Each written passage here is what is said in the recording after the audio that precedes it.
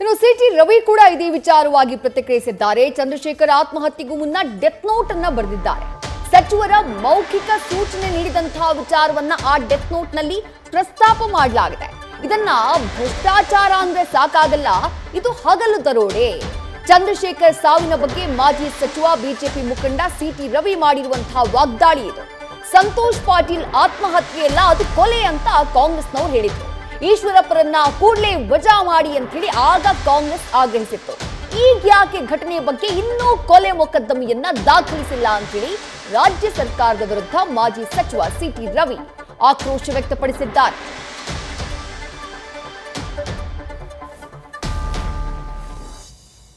ನೋಟನ್ನ ಬರೆದಿಟ್ಟು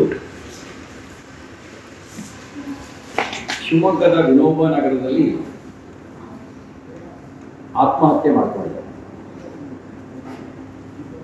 ಅವರ ಡೆತ್ ನೋಟ್ನಲ್ಲಿ ಆರಂಭದಲ್ಲಿ ಮತ್ತು ಕೊನೆಯಲ್ಲಿ ಸಚಿವರು ಮೌಖಿಕ ಸೂಚನೆ ಕೊಟ್ಟಿರೋದು ಸೇರಿದಂತೆ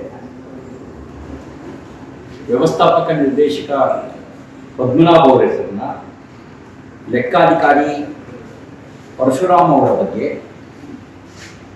ಹಾಗೆಯೇ ಯೂನಿಯನ್ ಬ್ಯಾಂಕ್ ಆಫ್ ಇಂಡಿಯಾದ ಮುಖ್ಯ ವ್ಯವಸ್ಥಾಪಕಿ ಸುಚಿಸ್ಮಿತಾ, ಇವರುಗಳು ನನ್ನ ಸಾವಿಗೆ ಕಾರಣ.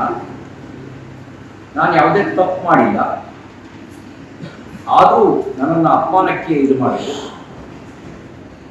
ಈ ಅಪಮಾನದಿಂದ ಬೇಸತ್ತು ನಾನು ಆತ್ಮಹತ್ಯೆ ಮಾಡ್ಕೊಳ್ತಾ ಇದ್ದೀನಿ ಅನ್ನೋದ್ರ ಜೊತೆಗೆ ಇಲಾಖೆಯಲ್ಲಿ ಆಗಿರ್ತಕ್ಕಂಥ 187 ಕೋಟಿ ರೂಪಾಯಿಗಳ ಅವ್ಯವಹಾರವನ್ನು ಕೂಡ ಎಳೆಯಾಗಿ ಬಿಡಿಸಿಟ್ಟಿದ್ದಾರೆ. ಇದರೊಳಗಡೆ ನನ್ನ ಪಾತ್ರ ಏನೂ ಇಲ್ಲ. ಈ ಅವ್ಯವಹಾರ ನಡೆದಿರ್ತಕ್ಕಂಥದ್ದು ಮಾನ್ಯ ಸಚಿವರ ಮೌಖಿಕ ಸೂಚನೆ ಮತ್ತು ವ್ಯವಸ್ಥಾಪಕ ನಿರ್ದೇಶಕರು, ಲೆಕ್ಕಾಧಿಕಾರಿ ಇವರುಗಳ ಕಾರಣದಿಂದ ಅಂತಕ್ಕಂಥದ್ದನ್ನು ತನ್ನ ಡೆತ್ ನೋಟಲ್ಲಿ ಬರೆದಿದ್ದಾರೆ.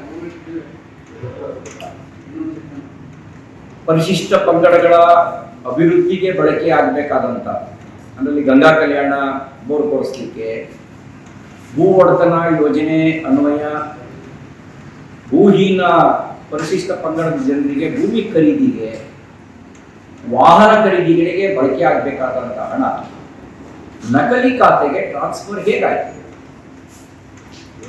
ಈ ನಕಲಿ ಖಾತೆಗೆ ಟ್ರಾನ್ಸ್ಫರ್ ಆಗೋದು ಹಿನ್ನೆಲೆ ಏನು?